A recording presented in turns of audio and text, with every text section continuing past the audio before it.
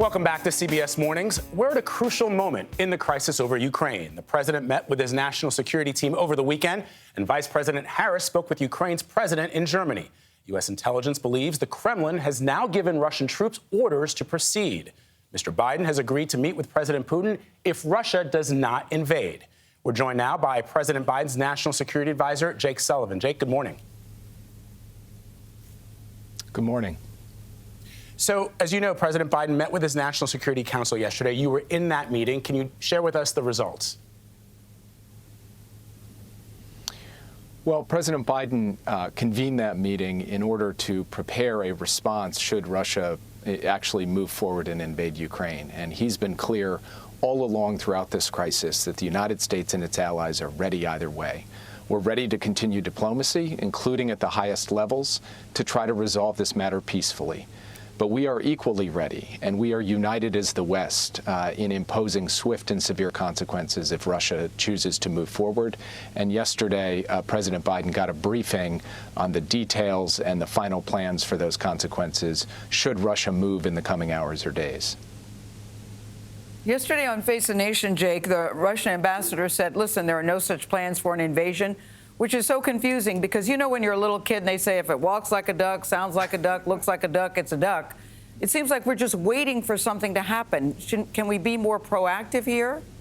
Well, first, we have been very proactive in laying out for the world precisely what Russia's plans and intentions are and how they intend to put them into motion. And last week at the UN Security Council, Secretary Blinken spoke to the world, and he warned the world that Russia would try to manufacture a crisis in the conflict-stricken portions of eastern Ukraine. That's exactly what happened over the weekend. He warned that the Russians would then make a show of big meetings in Moscow. And in fact, that's exactly what's happening today with President Putin convening his National Security Council. So what we have done is indicate to the world that this is not something Russia has been provoked into. This is a brutal war of choice that Russia will be perpetrating on its neighbor.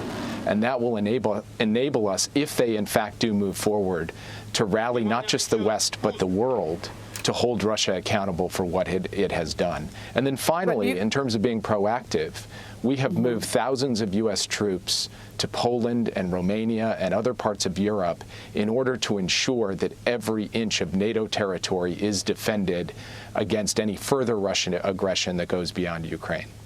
Jake, the president said the military will not help evacuate Americans from Russia or Ukraine. What is the Biden administration doing to help ensure that Americans can leave those countries safely and quickly if needed? Well, part of the reason we went out early and very clearly and said to American citizens in Ukraine, it's time to leave now, is to give them as much opportunity to take advantage of commercial options, air and rail and road, to get out of Ukraine, to get home or to get to other parts of Europe. More than 10 days ago, we indicated to them that they should leave in the next 24 to 48 hours.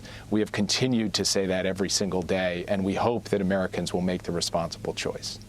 And Jake, before you go, can you help the American people understand why we should be concerned about this? In this country, people are looking at COVID. They're looking at rising prices. They're looking at, you know, the gas is high, the food is high. Why should we pay close attention to this? Why does this matter to us? We have seen before how a small war in Europe can grow if we don't stand up in strong and resolute terms to defend our allies and partners. That's why President Biden has sent troops to NATO territory, not to fight Russia and Ukraine, but to defend NATO. And that has helped keep the peace over the course of the past 7 decades in Europe, kept a major power war between the U.S. and Russia from happening. I think it matters, and it's the basic value of freedom of choice and freedom of destiny for all people everywhere. That's deep in the American DNA, and that's why we support the Ukrainian people in this time. All right. National Security Advisor Jake Sullivan, thank you so much. We appreciate you.